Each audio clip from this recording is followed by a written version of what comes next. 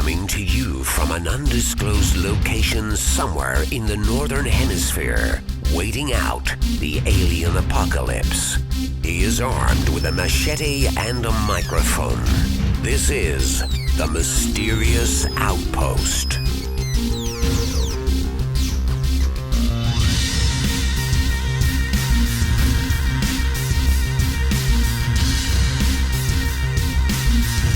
I guess before we get into a little bit of this simulation theory, I guess also explain to the audience who Enki is, and I guess what connection does Enki have to the simulation?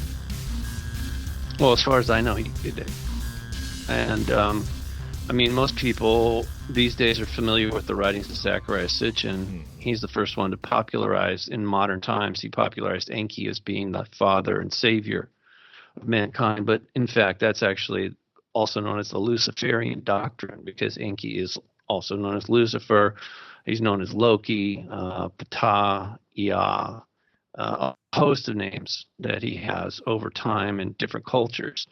But as far as I know, he is the grand architect of this particular simulation or matrix, and he also likes to portray himself as a victim, that his family is somehow oppressing him, and that they're the troublemakers and he's actually the good guy. So that is a bit of an issue. He's also known as the father of all lies, prince of darkness, a lot of different things. But he's a very unusual character, and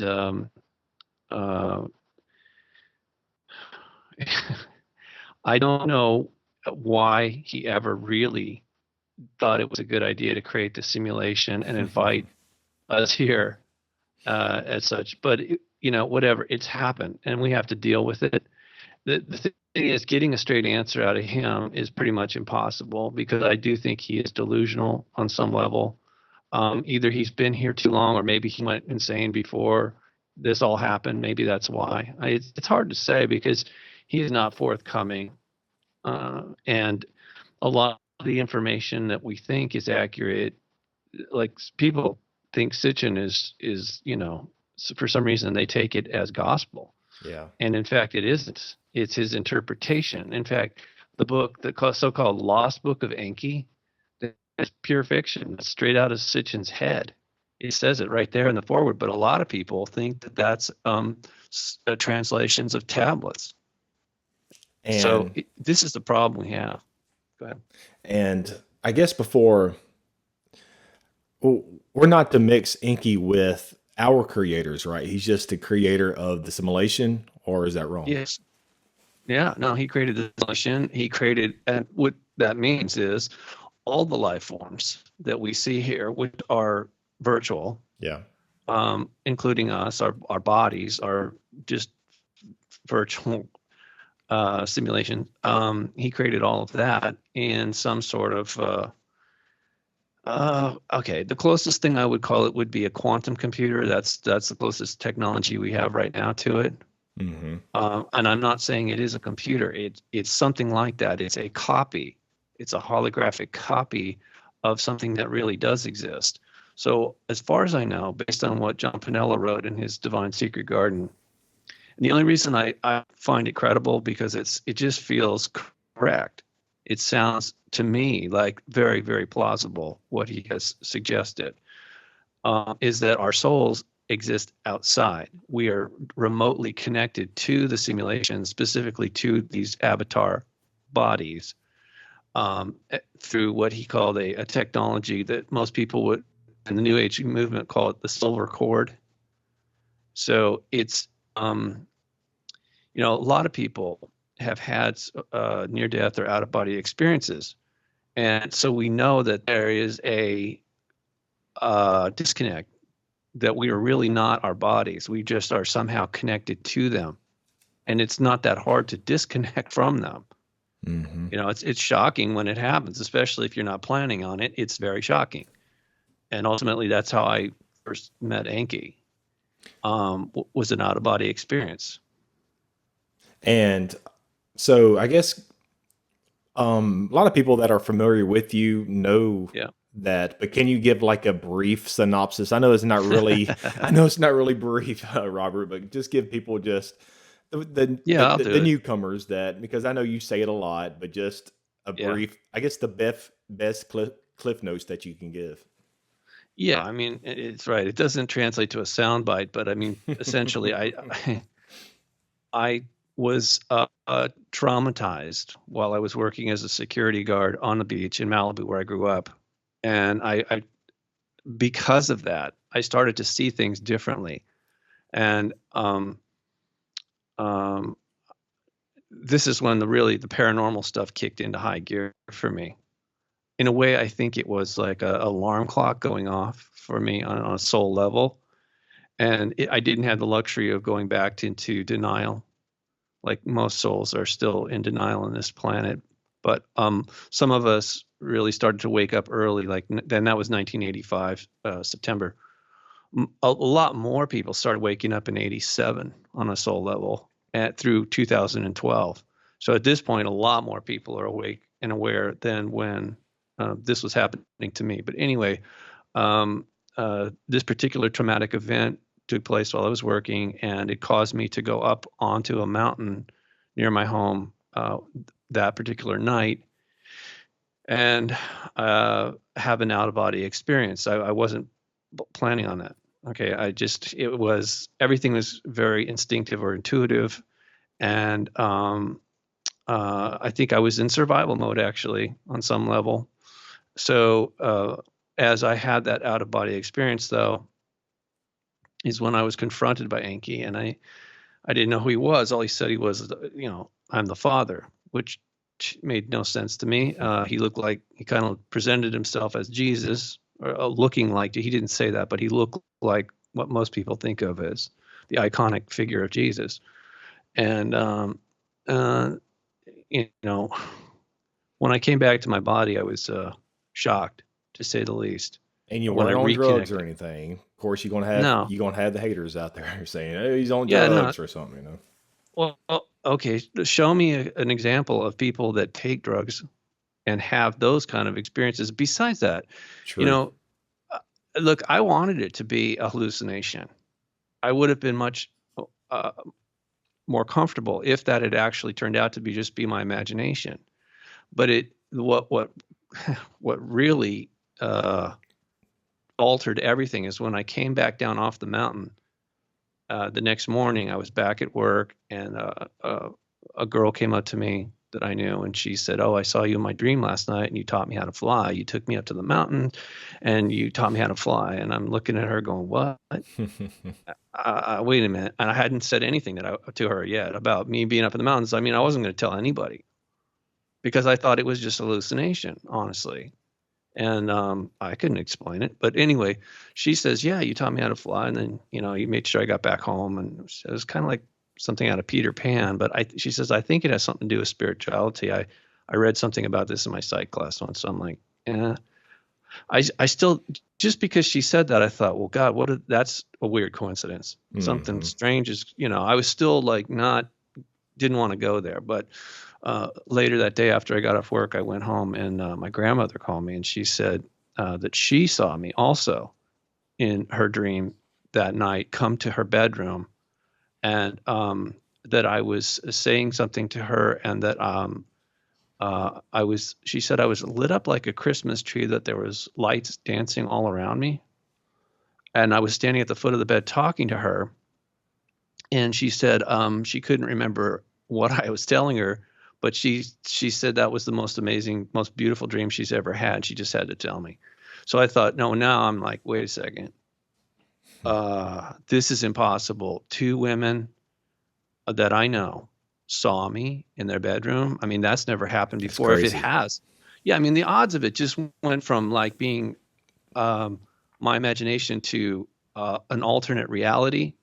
That seemed like the only plausible, logical explanation. But then I'm left with the implications of, okay, wait a second. If that really happened, then who the hell is this character that glows like, has this radiant light all about him, claiming to be the father? That was the huge conundrum. How long did it take you, Robert, to, I guess, come to realization that of who this person was, and I guess what was that your disconnect whenever this person came to you? Um, it's I was, over the years, I thought I had it figured out because the way he presented himself, I thought he was a god or Hmm. God himself, the Father in heaven. I didn't know for sure. I needed to believe something Hmm. that okay. But the other thing was weird is it was a few weeks later, I had a lucid dream where I was back at my childhood home in Malibu, and some UFOs. I remember it was a bright sunny day in the dream, in this lucid dream. Okay. And I was aware of the fact that I was dreaming, but it was weird. I was enjoying being a kid again back in that home, looking out in the ocean and realizing, wow, this is a beautiful home. It's not the house, it was the place. It's just spectacular at Zuma Beach where I grew up. Anyway, so I'm there for in the moment and like being happy that I'm back. And then suddenly I noticed there was three silver UFOs coming out of the east and passing low over the house and diving into the water just off of the beach there to the Pacific. And I was really excited when I saw that. I mean, it really got my attention. And moments later, as I'm staring at the water, I'm just like, what was that all about? And then shortly moments later, these same three UFOs, dish-shaped UFOs, came back out of the water and were going the exact opposite. So instead of coming from the east, they were now heading back to the east, back over the house again, but now they were golden color. And I yelled to the house where my dad had his studio. He worked at home as an artist. And I started yelling, Dad, come check this out. Look at these UFOs over the house. And in that moment, there was a flash of light, like something out of Star Trek, when they Yeah. flash. Except it was more like the Q. If the thing about the transporter was it would kind of fade in. This was Hmm. just a flash of light, and there he was, standing there again, exactly like I'd seen him a few weeks earlier. And because I'm calling for my dad, and then he shows up as the UFOs are passing over the house, and I'm like, I didn't even question it. I in my dream, How old were in my you, Robert? at the time I was 25 years old. Okay. So, and I'm 58 now. So, in any case, I I didn't question. I went over and I embraced him, and then I woke up as I was doing that. I mean, I sat completely bolt upright. I went from being asleep to just so freaking awake. I was just, I bet you did. I would have done the same thing. it's like, wait a second. Who in the hell is this character? Hmm. Insinuating that he's my dad. That doesn't. Okay, so now I'm really confused. At that point, again, I didn't want to really tell anybody, but it's all coming out in my next book. Hopefully, it's the last book I ever write, because this one feels like it's taken a lifetime. But I don't know. I feel like people have a right to know the details, not only just of my life, but the history of Malibu is really something strange, Hmm. to say the least. That's one of the things I realized over time. It wasn't just me. There's a lot of very nefarious, strange, dark things that have happened in Malibu, and I believe it is because of Enki. He's probably been there for a long time. I mean, like I said, he's the architect of this entire simulation, so why wouldn't he have certain spots that he prefers? Exactly. And we are, of course, what I'm about to ask you, I'm going to give you Go my ahead. little experience, but to the audience, ladies and gentlemen, we are staying on touch or with the simulation theory. We're staying on track, but what I'm about to ask him, it's pretty much on track, and it probably has something to do with the simulation. But it was probably 6 years ago, Robert, six or Mhm. 7 years ago. I was on a job. I was on a pipeline, and out of nowhere, I'm talking about out of nowhere, I just got this. I wasn't driving though. out of nowhere, I just had this, my body felt like it was vibrating, and I felt kind of lightheaded, but it wasn't a bad lightheaded. I felt more clear, I guess you could say. I felt, it's really hard to describe, Robert. It was almost like my body just got electrocuted. And I don't really know how to explain that. Does it give me what you think that experience was? Could it be that I was opening up to some other type of realm or some, I really, you're actually the first guest I've talked to this about so far. Yeah. And also, tell me what your thought is on that. And could that, what link or connection could that be with the simulation?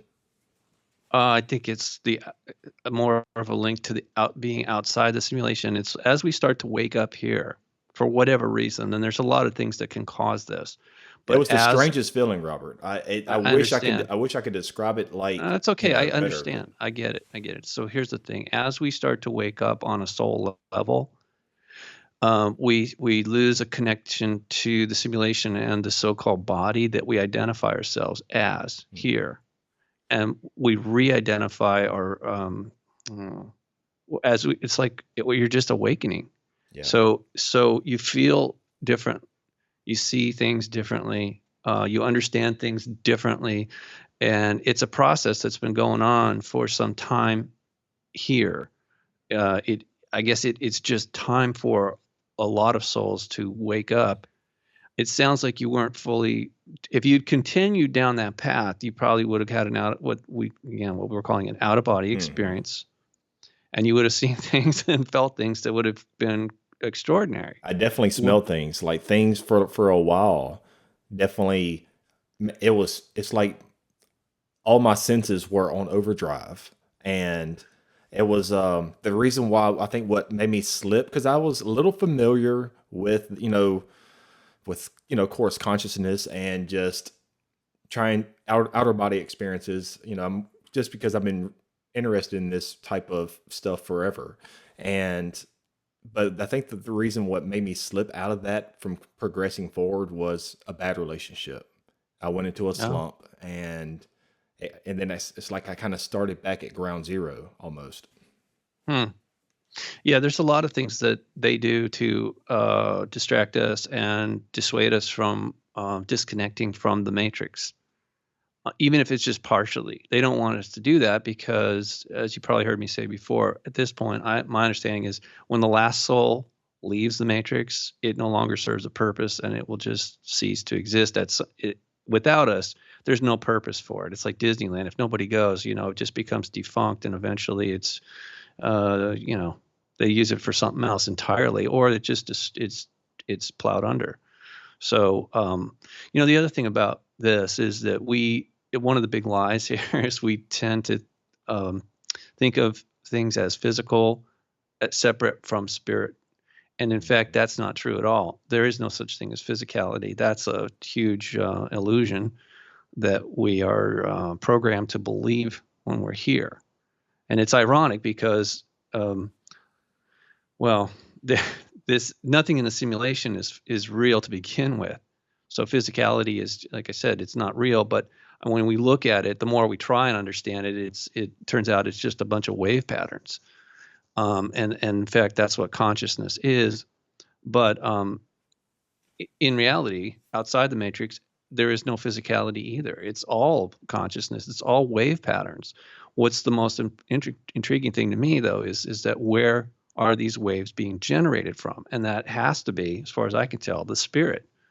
So I really don't know where this all started or how. I'm not sure that's even relevant to where we're at right now. At some point, I'm sure once we leave the matrix, then that'll all become transparent to us again. I think we had that understanding before we came in here, but most of us as souls, when we came here, we were very young souls, and we have spent a relatively long period of our existence here, which is it's serving a purpose. That was the other thing about Divine Secret Garden books, the series. Mr. Pinella has made a very good argument that this matrix is being allowed to exist by our true parents, and that it is serving a purpose for the souls that choose to come here, that they will bear a different fruit from the souls who chose not to come here. So, go ahead. Where does Enki fit into this I guess this picture with the hierarchy of the gods? Because if he created the simulation, who does he answer to? Who are his bosses? What, you mean his parents? Or parents? It's his parents. We all have parents, and he has parents too. I mean, his parents really are our parents as well.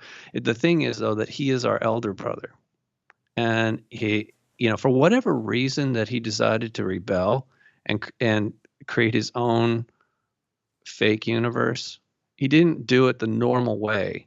I mean, souls, spirit, that's where universes come from.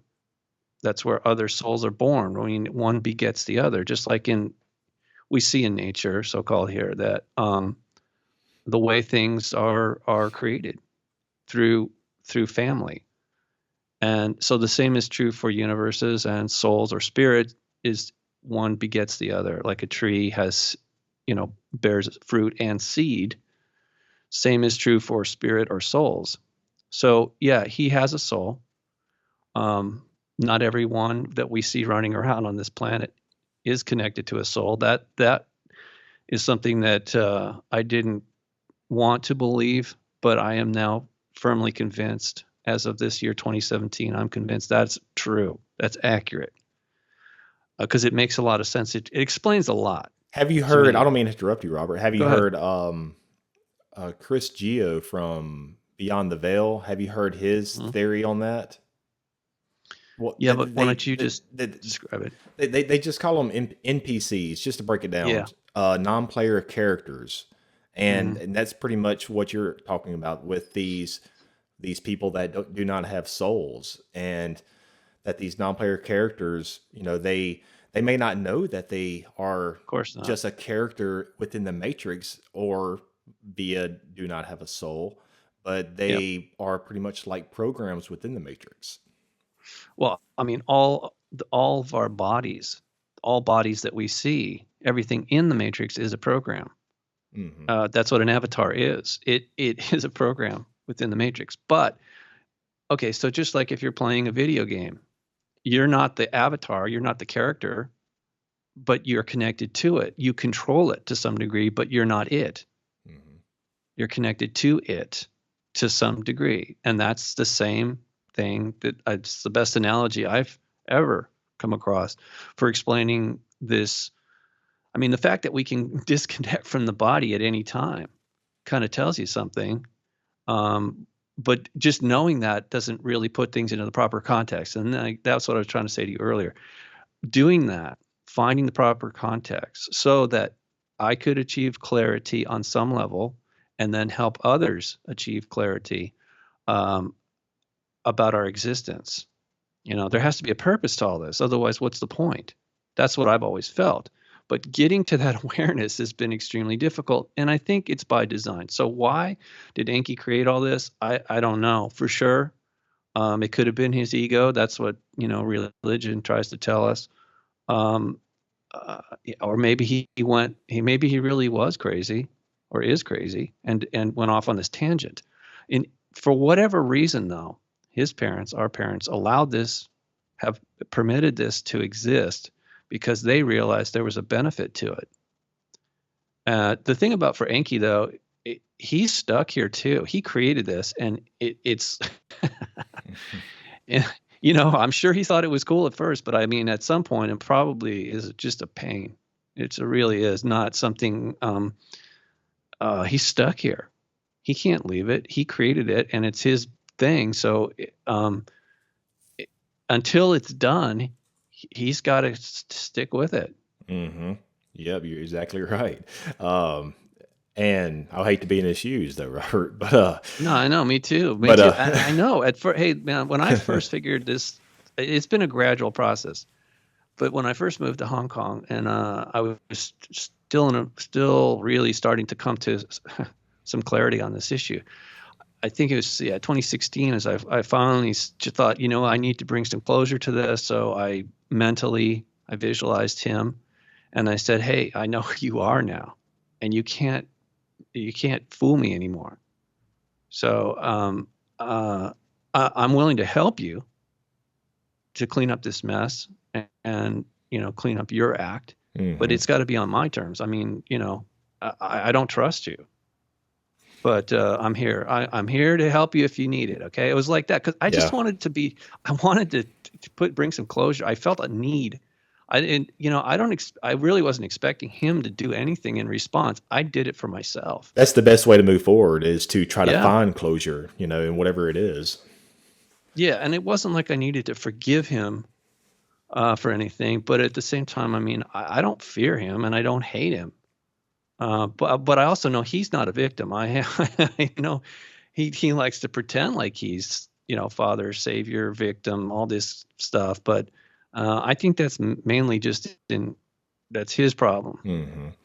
If we are in this simulation, Robert, I guess then what is the purpose in life if we have no free will? Because a lot of people would think that if we're in a simulation, then there is no free will, correct?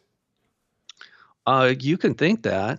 I would disagree strongly. Yeah. Obviously, I mean, I chose to speak with you today. I didn't have to. Okay, so aren't I exercising my free will? True. Or you want to have somebody argue that I had no ability to? I mean, it was predestined. That it's an illusion that I think I'm making choices. I mean, come on. This is kind of silliness. Of course we have an ability, but here's the big but to that. When we come into the Matrix, we agree to participate based on their rules. It's his domain. He is the God here. And so there's limitations. I can't just say, well, I choose to end all war. Well, no, I'm sorry, but I'm not in a position to do that. I didn't create the Matrix. I didn't start the good and evil cycle, the duality that exists here. I can't stop that. I chose to play by their rules. Those are the rules of the game here.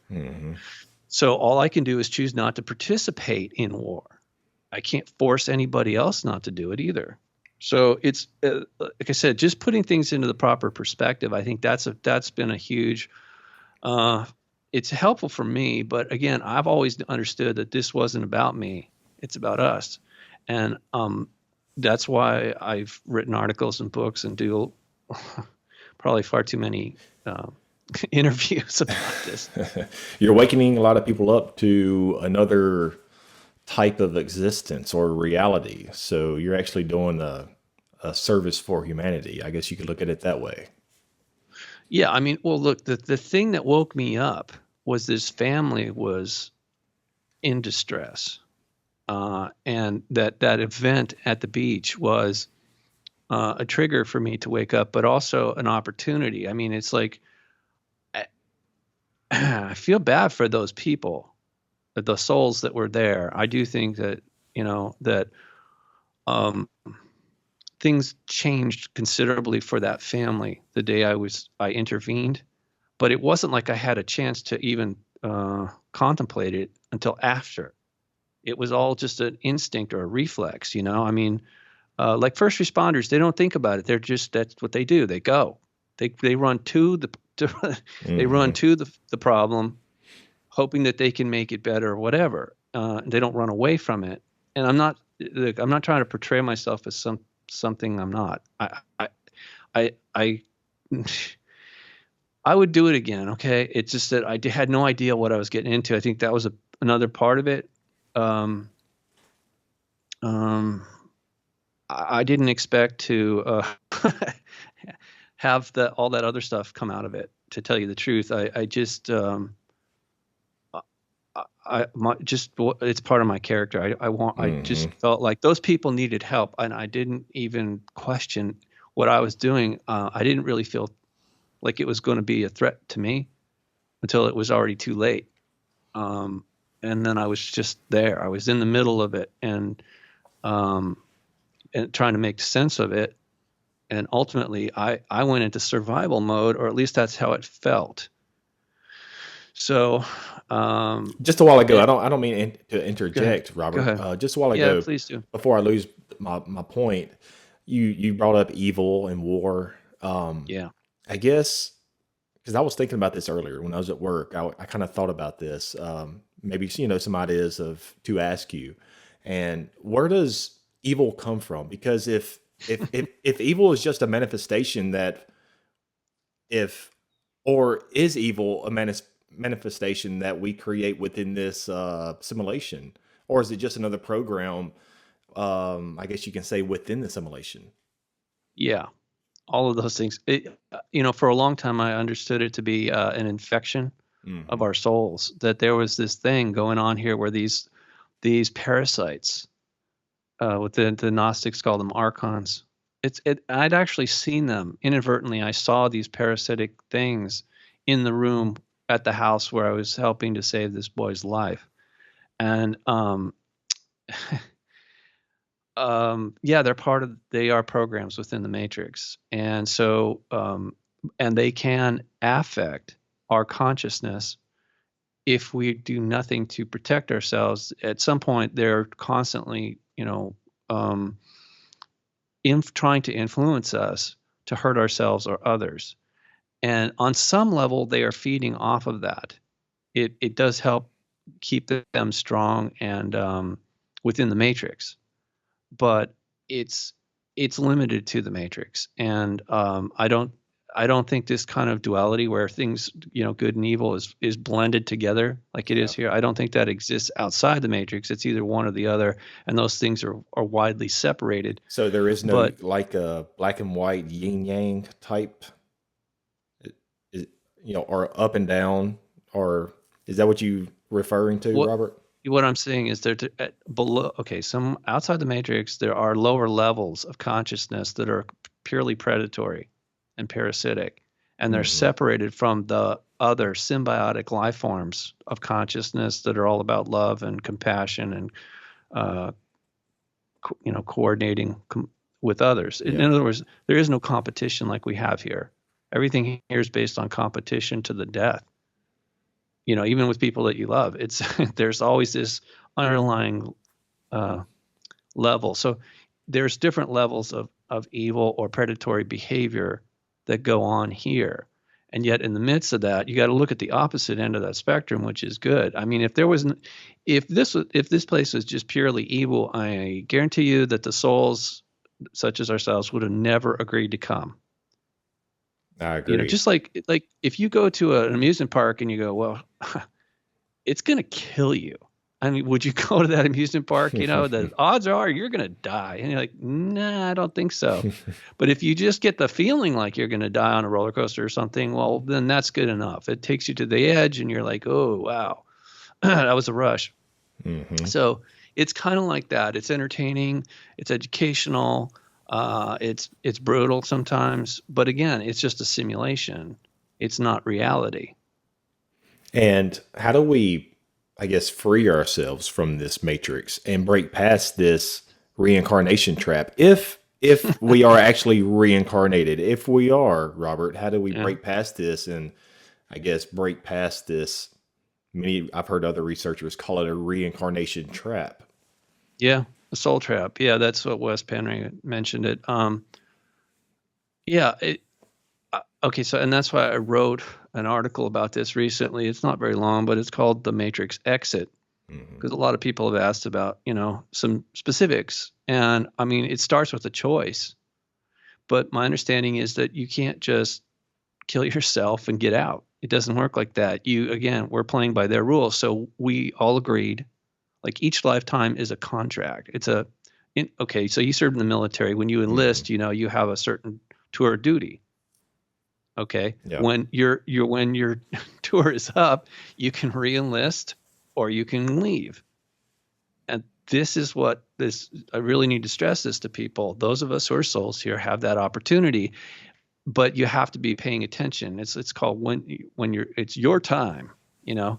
It was his time, you know. Why did he die so young? Well, it was his time, meaning his contract, his tour was up.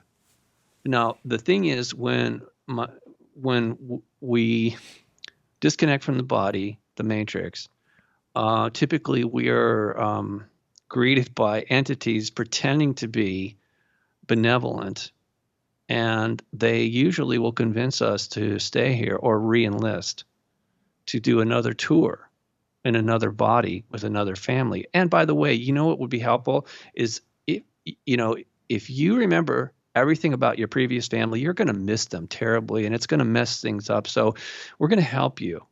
We're going to help you forget your previous family so that you can really fully embrace this new family and get the full experience in this so-called next life.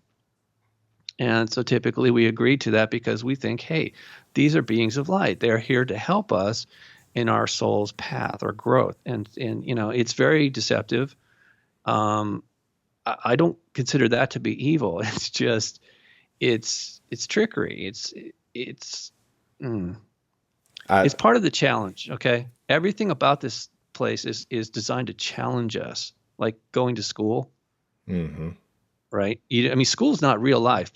I know a lot of people seem to think it is, and it's not. You have to step back. Is this the connection with the Egyptian Book of the Dead? Because that also goes into these phases or these things you have to do, before death or during death or after death.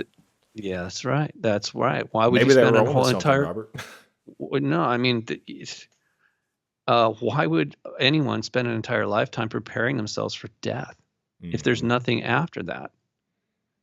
And so, all right. So knowing this, if a person really wants out, then first thing is to make the choice. Second thing is to prepare yourself so that when you disconnect, that you don't re-enlist, that you don't come back. And so part of that is letting go of your possessions. Think about what I just said. Your possessions. Ego. No. The possessions are, your possessions can possess you. I got you. Yeah, that's why they call them possessions. Gotcha. Yeah. Because, I love my computer. I love my car. I love my dog. I love my guitars. It's like, wait a second. You have an emotional attachment. You are letting those things, which aren't even real in the Matrix, possess you on some level. They're like strings. They're like energy strings that attach to us and cause us to want to stay here. Does ego play a big role in that, though? For some people, it does. I don't have that issue. Mm-hmm. But of course it does. For some people, the higher you go within the Matrix hierarchy is, that becomes more difficult to let go of. It's so hard, Robert, persona. Because I'm telling you, and my journey and becoming a more awakened, conscious being is a hell of a lot better than it was 10 years ago. But the thing is, with the ego, it's, I guess for a point, is you can be walked on and you can be like, people will take advantage of you. It's almost like the ego, I guess, can help you just a little bit, but it's, I guess, how do you use ego in the good nature of it without let it, I guess, take over your whole body and just take over your whole mind frame, your whole consciousness? Because I feel like if we don't have any form of ego, then people will take advantage of you, either just whatever it is. You catch what I'm saying, Robert? Yeah, I do. Okay, yeah, it's necessary because this is how we identify with the avatar character, my name, all my numbers, my family. That's part of what goes into the ego or the id, as it's called. So Yeah, in order to participate in the Matrix, you have to have an ego, an ID. You have to have some sort of identity here. But again, this is part of the preparation for leaving, is letting go of that. And I know it's tough. I know it's tough because we've been programmed, not just in this lifetime, but in multiple lifetimes. We've been conditioned to believe that, that this is it. Mm-hmm. This is reality, that we are these so-called bodies here. And that takes some effort. I mean, that's something, seriously, the physical body is a possession. We tend to want to possess it when in fact we didn't create it. Mm-hmm. And it's not really ours. If you look at it, the way the rules are set up here, our bodies we don't even own them. It's all part of the corporation that's been set up by Enki, originally by Enki. I think it's administrated by an artificial intelligence that he created from the beginning. From the very beginning. When was that beginning? Because I have no idea. Because when you think of Enki, I know that's the billion-dollar question. But when you think of Enki, you think of the Sumerians and the ancient civilizations. And do you believe that they lived within the simulation then, or was it created then, and that's what we live in today? I guess is today a hell of a lot different than it was back then? Yes and no. I mean, they keep changing the things around, but it's still the Matrix, and it's still a simulation, and they're still in charge. They have been from the beginning, but there's been different versions, many different versions, and it's easy for them to reset it. They can wipe things out and rebuild it like nothing. And it's happened. We know it's happened a lot. One of the things that they've done, though, is induce mass amnesia. And that through whatever means, all right, whether it was a global catastrophe or if it was something like confusing all the languages or destroying the libraries, whatever it takes, they are challenging us on many different levels. Velikovsky wrote, with his, I think it was Mankind and Amnesia or something like that. Yeah. He said the same thing. Well, scientists call it the Younger Dryas event. It wasn't that long ago. Whatever ended Atlantis, or what we think of as Atlantis, brought the numbers down to just essentially a handful of people, relatively speaking. And yet, look what's happened. Look at the diversity, not just of humans, but there's been mass extinctions on the planet, and it just keeps popping back. So either Mother Nature is phenomenal, or somebody's orchestrating this, like the Truman Show. They just keep building the sets up again. They break them down and build them up, and so on it goes. But it's still serving the same purpose as day one. And ultimately, and I guess what fuels the Matrix, Robert? Because could the Matrix be fueled by the millions of prayers each day across the world? Could that also be a reason that religious texts were doctored and each religion have some God to worship? Because the power of prayer actually supplies the Matrix with power. What is your thought about that? Yeah, to some extent, it's what I said before. When the last soul chooses to leave, then it's just no longer serve the purpose, and it will just no longer exist. So yeah, in that regard, I don't know that it's so much fueling or powering the Matrix as it is giving it a reason to exist. Because like I was saying before, like if we believe this is reality and we participate as such, then it becomes it.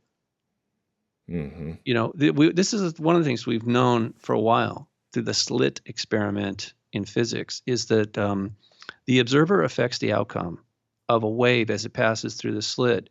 It can be a wave if you're looking at it, but if you stop looking at it, it becomes a particle. It's something like that. I maybe have it backwards, but the bottom line is we do interact with this environment. And of course, we don't know that I don't really think that all 7+ billion of us here are soul or connected to souls. I really think that extra influx of so-called humanity is a deliberate attempt by the Luciferians. It's another name for Enki's crew, I think that they're doing that intentionally to make it more difficult for us to choose to leave. It's another distraction. And you talk about, you just mentioned the Enki Luciferian.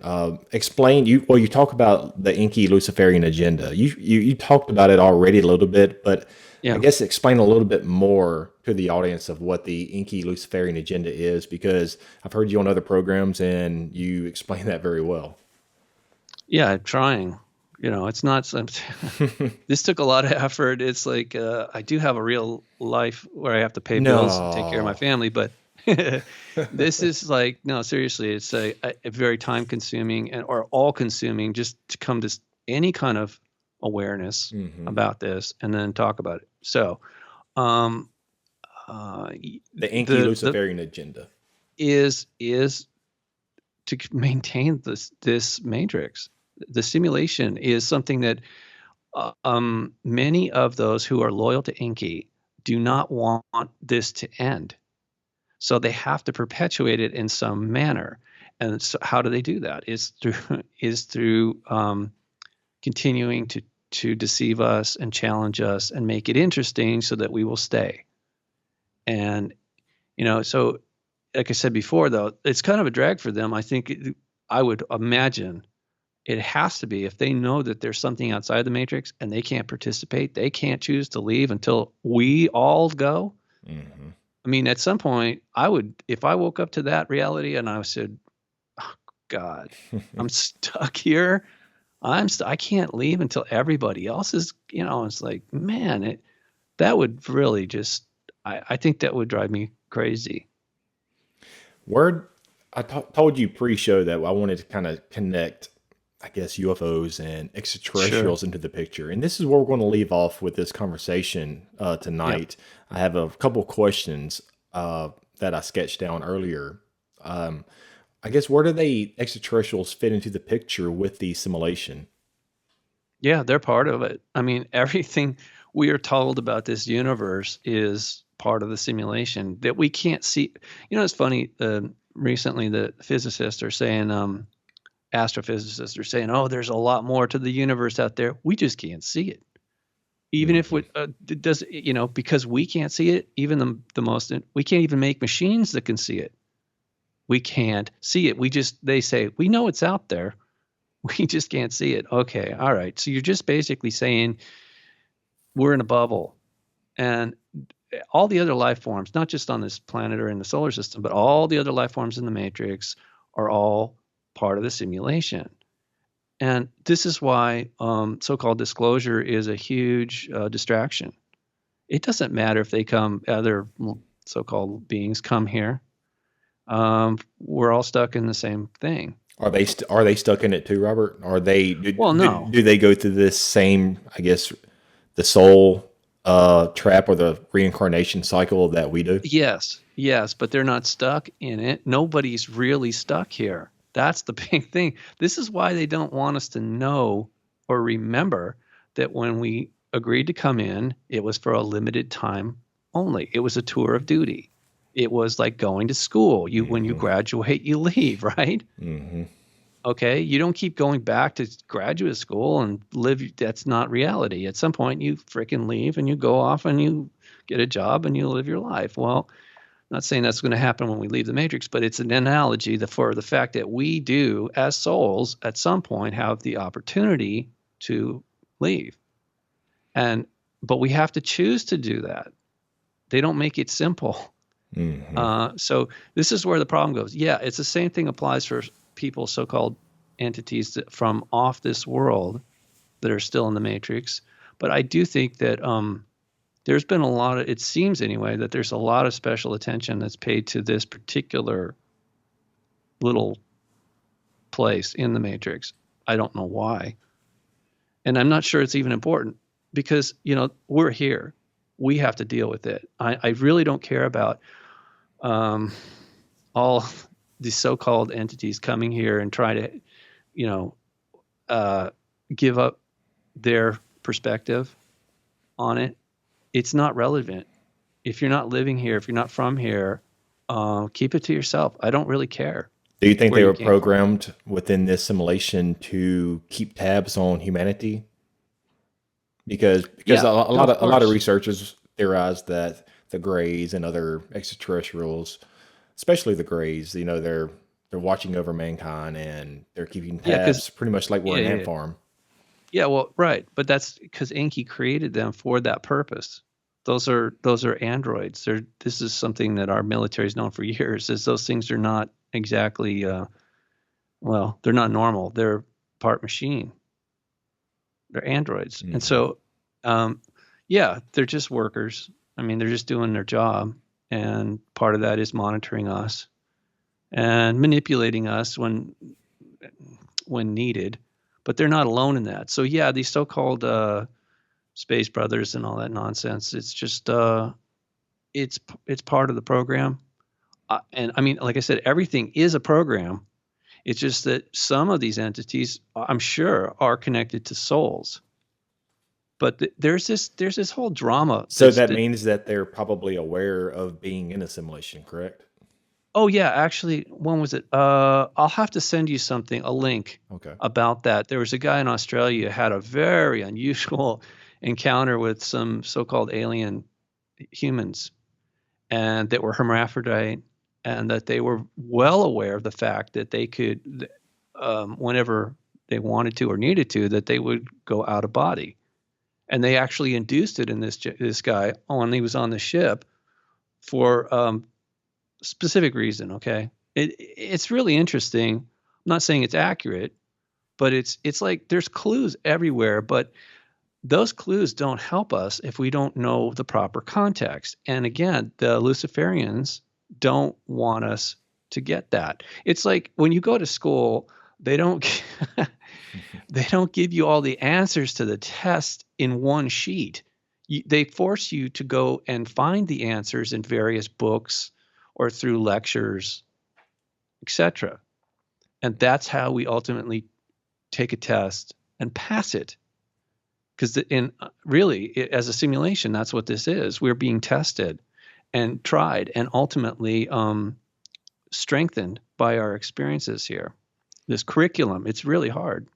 I don't know if this is my theory. We're winding down Hmm. with this show for this time, but I don't know if this is my Yeah, theory. But with alien abductions and yeah. implants, I guess you can say alien implants also.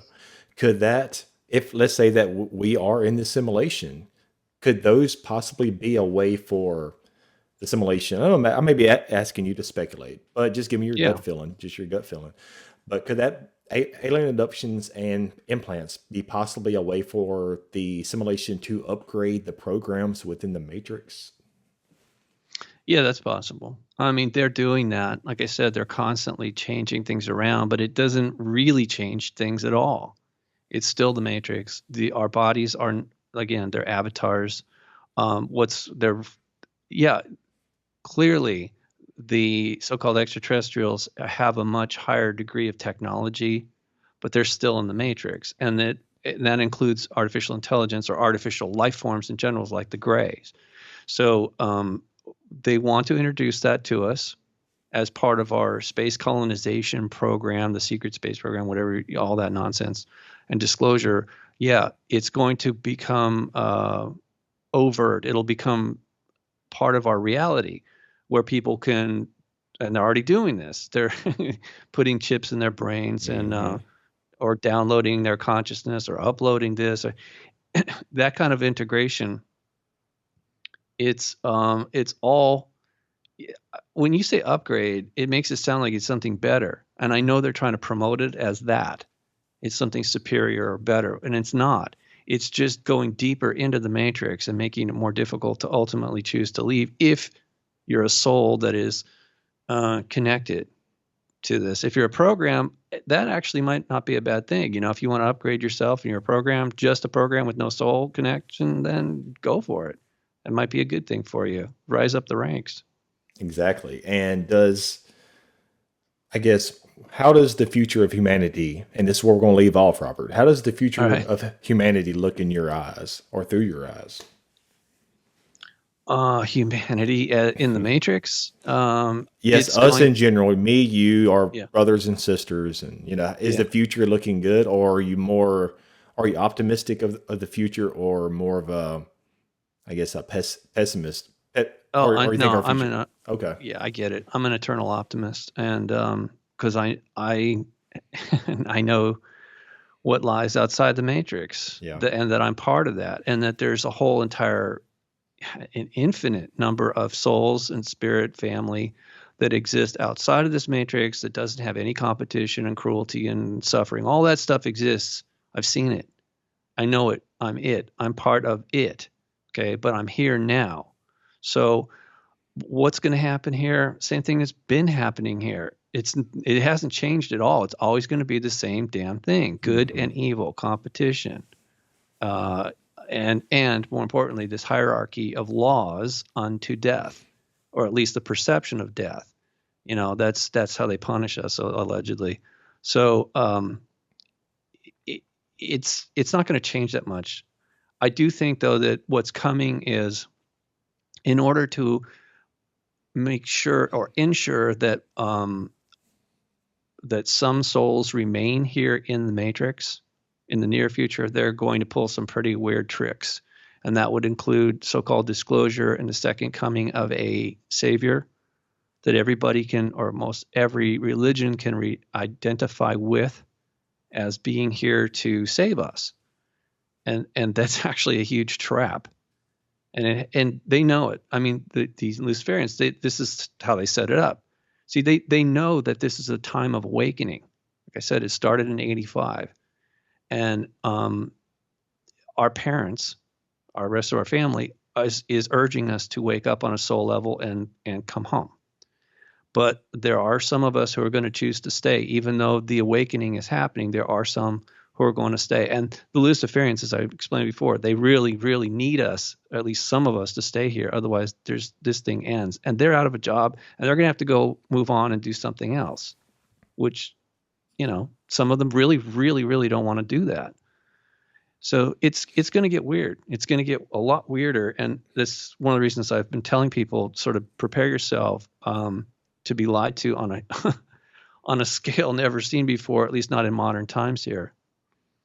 Where can people support you, support your work, and just help you move forward with your research? Oh God, thanks. Everything that I do is available on my website at unicusmagazine.com. It's spelled UNICUS magazine.com. And you can contact me there if you have questions or comments. I try to answer all my emails as best I can. I'm looking forward to not doing this much in the future. I think after my next book, I really want to focus on doing some. I've got some more. I need to spend a little more time with my family. Mm-hmm. I mean, I appreciate the feedback I get from people, and I realize I'm helping some people, souls. Otherwise, I wouldn't be doing this. So I will continue. I'm just saying that my priorities are shifting because I'm getting older and my family's getting older. Just not do so many interviews that you're doing. Or books. Books, honest to God, it's such a pain. It takes so freaking long to do a book, at least the way I do it. It's ridiculous how much information I pack in there. And I'm hoping that that'll help some people not to get hurt. Mm-hmm. I really don't want to see people get hurt. It's always good to have quality material instead of just quantity material. Yeah, I mean, I have a problem with that. I tend to overdo it, the research, and just to make my point, because I don't know. I don't know what's going to really. Some people, you can't reach them anyway because, for all we know, they're not connected to a soul. But the point is that the few souls that I do connect with, I know I'm connecting with them because of the feedback I've been getting through email. Mm-hmm. It's one of the reasons I do answer my emails because, it's an opportunity for me to actually take the pulse of the public. I don't know these people, but they're taking their time to write to me and bare their soul and saying, you said this and I thought that, and let me tell you something. And okay, great. I mean, I can tell you things have changed a lot in a very short time. relatively speaking. People, more and more people are awakening. And I don't mean just a little bit. They're really waking up. And more importantly, they're taking action in their lives because they have the right to. It's their life. And in that way, things are really evolving as they should. It's just that you don't see that if you go into the internet or television or whatever, a radio. Even in the alternative media, we're so focused on the fear porn and conspiracies and all that crap. You don't see the real good stuff that is happening. It's not as sensational. It doesn't get the same level of attention, but it's happening. I know it's happening, and again, that's one of the reasons I'm an optimist. I have reasons to be optimistic. And that is the perfect way to end this show, Robert. And I'm really thankful that you answered my email request because, man, this was mind-blowing.